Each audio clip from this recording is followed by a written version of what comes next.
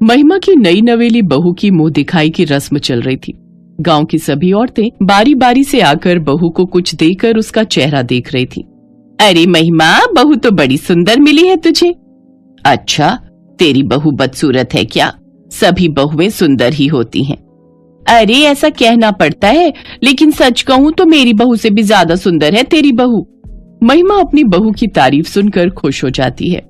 बहू, ये हमारी गांव की बहुत सम्मानित महिला हैं, सब इनको चाची चाची कहते हैं। राधिका उनके पैर छू लेती है। तभी वहां पर गांव की दूसरी औरत शीला एक बॉक्स लेकर आ जाती है। कितनी गर्मी कर रखी है, कम से कम एक एसी ही लगवा लेती। अरे शीला, तुम कब आई शहर से? बस आपकी बहू को देखने आई हूँ। इसमें क्या लेकर आई हो? इसमें पिज्जा है। ये क्या होता है? हाँ, आपको पिज्जा के बारे में नहीं पता? अरे कैसे पता होगा, पिज्जा गरीबों के लिए होता ही नहीं है, इसीलिए तो खास आपकी बहू रानी के लिए लेकर आई हूँ। ये लो, इससे पहले तो पिज्जा देखा तक नहीं होगा आप लोगों ने। मैं चलती हूँ, वरना यहाँ गर्मी में उबल कर मर जाऊंगी मैं। राधिका के हाथों में पिज्जा का बॉक्स रखकर महिमा वहां से चली जाती है। इसकी बातों को दिल पर मत लेना बहू, ये तो है ही चुड़ैल। राधिका अपनी सास से उस वक्त तो कुछ नहीं बोलती, पर रात में सुहाग रात के वक्त अपने पति से सारी बात बताती है। हम गरीबों की कोई इज्जत नहीं है क्या? अरे क्या हुआ?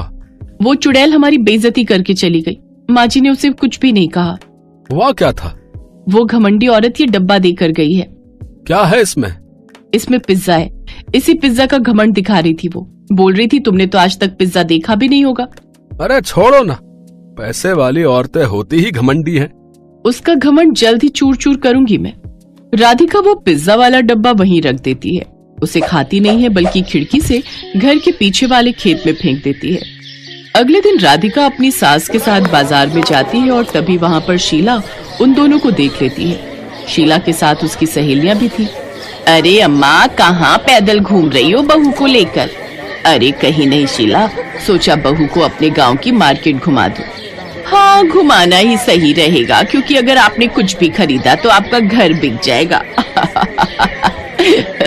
शीला अपनी सहेलियों के साथ ठहाके मार मार कर हंसने लगती है। वैसे राधिका, हाँ बोलो, तुमने वो पूरा पिज्जा खाया था या 1 महीने तक थोड़ा थोड़ा करके खाओगी?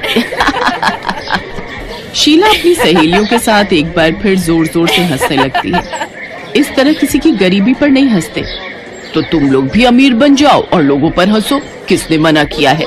डॉक्टर ने तो कहा नहीं है कि गरीब ही रहो, है ना?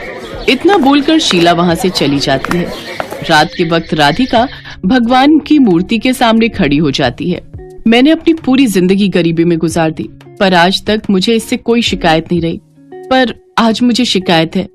अरे बहू, जल्दी से खाना लगा दे, क्या कर रही है तू? बस आ रही हूँ माँ। राधिका अपनी सास के बुलाने पर वहां से चली जाती है और सबको खाना परोसने लगती है। माँ जी, कल आप मेरे साथ उस चुड़ैल के घर चलना। ये सुनते ही राधिका का पति चौंक जाता है और बोलता है, अरे राधिका, तुम कोई तंत्र मंत्र सीख रही हो क्या? ये आप कैसी बातें कर रहे हैं? अरे अभी तुमने ही तो माँ से कहा कि कल उस चुड़ैल के घर चलना। आप तो कुछ करोगे नहीं, तो मुझे और सासू माँ को मिलकर ही कुछ करना पड़ेगा अब। अरे क्या करना पड़ेगा, मुझे भी बताओ कि आप दोनों के बीच आखिर क्या खिचड़ी पक रही है भाई? इससे पहले कि राधिका कुछ बोल पाती, उसकी सास महिमा बोल पड़ती है। अरे बेटा, वो शीला है ना, जब देखो तब बहू को गरीबी के ताने मारा करती है। तो इसमें कौन सी बड़ी बात है? पूरा गांव उसके घमंड से परेशान है। वो तो हर किसी को ताने मारा करती है, उसे बस इग्नोर करो, इसके अलावा कोई उपाय नहीं है। देखा माँ जी, इसीलिए तो इनको कुछ बताना नहीं चाहती थी।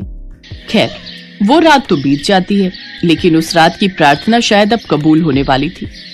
सुबह राधिका का पति जब काम पर चला जाता है, उसके बाद अचानक उसकी सास अपनी बहू को जोर जोर से पुकारने लगती है। बहू, अरे ओ बहू, जल्दी से घर के पीछे आजा, चमत्कार हो गया। राधिका भागकर घर के पीछे पहुंच जाती है। क्या हुआ माँ जी, अचानक यहाँ क्यों बुलाया? बेटा ये देखो, अब वो पूरा खेत पिज्जा से भरा हुआ था। हाँ, ये तो पिज्जा उगाए हैं पूरे खेत में। लेकिन ये चमत्कार आखिर हुआ कैसे? कुछ देर राधिका सोचती है, तब उसे याद आता है कि कुछ दिनों पहले उसने वो पिज्जा खिड़की से इसी खेत में फेंक दिया था। माँ जी, वो पिज्जा घमंडी शीला ने दिया था, वो मैंने उस रात यहीं फेंक दिया था। लगता है उसी की वजह से पिज्जा की खेती हो गई। हमारी गरीबी देखकर स्वयं भगवान ने हमें आशीर्वाद दिया है, उन्हें हम पर तरस आया है। अब उस घमंडी शीला का घमंड टूटेगा। उसने कहा था ना कि हम गरीबों ने कभी पिज्जा देखा ही नहीं। आज देख लो, हमारे पास इतना पिज्जा है कि हम पूरे गांव को खिला सकते हैं। हाँ माँ जी, यही सही दिमाग लगाया आपने। पूरे गांव को हम पिज्जा खिलाएंगे, लेकिन फ्री में नहीं। मतलब भगवान ने हमें अमीर बनने का मौका दिया है, इसे हमें नहीं गंवाना चाहिए। इसके बाद दोनों सास और बहू मिलकर सारा पिज्जा इकट्ठा कर लेती हैं और जब उसका पति घर आता है तब उससे बात करने के बाद अगली सुबह से ही घर के बाहर वो लोग पिज्जा बेचना शुरू कर देते हैं। आओ आओ, मस्त पिज्जा खाओ सस्ते में। अब पिज्जा खाने शहर नहीं जाना पड़ेगा, आओ आओ। बहू, घर के बाहर तो लाइन लग जाती है। हाँ माँ जी। सुबह से शाम हो जाती है, पर दूर दूर से लोग इस गांव में पिज्जा खाने के लिए आ रहे थे। उस दिन उनकी बहुत कमाई हो जाती है। माँ जी, हमारी आधी गरीबी तो आज ही खत्म हो गई। बहू, ये सब तेरी वजह से हुआ है। तू हमारे घर की लक्ष्मी है। उस दिन के बाद से सास और बहू मिलकर पिज्जा की खेती करनी शुरू कर देती हैं और कुछ ही दिनों में वो लोग मार्केट में एक रेस्टोरेंट भी खोल लेते हैं। अब उनका परिवार अमीर हो चुका था। एक रात महिमा अपनी बहू से कहती है, बहू, कल उस शीला के घर चलते हैं, उसे ढेर सारा पिज्जा गिफ्ट करके आते हैं। बहुत घमंड था ना उसे। अगले दिन सास और बहू मिलकर शीला के घर जाती हैं और उसे ट्रक भरकर पिज्जा गिफ्ट करके आती हैं। एक पिज्जा गिफ्ट करने के बाद शीला बहुत सुना रही थी। अब उसका घमंड टूटता है और सास बहू खुशी खुशी पिज्जा खेती करती हैं और खुशी खुशी रहने लगती हैं।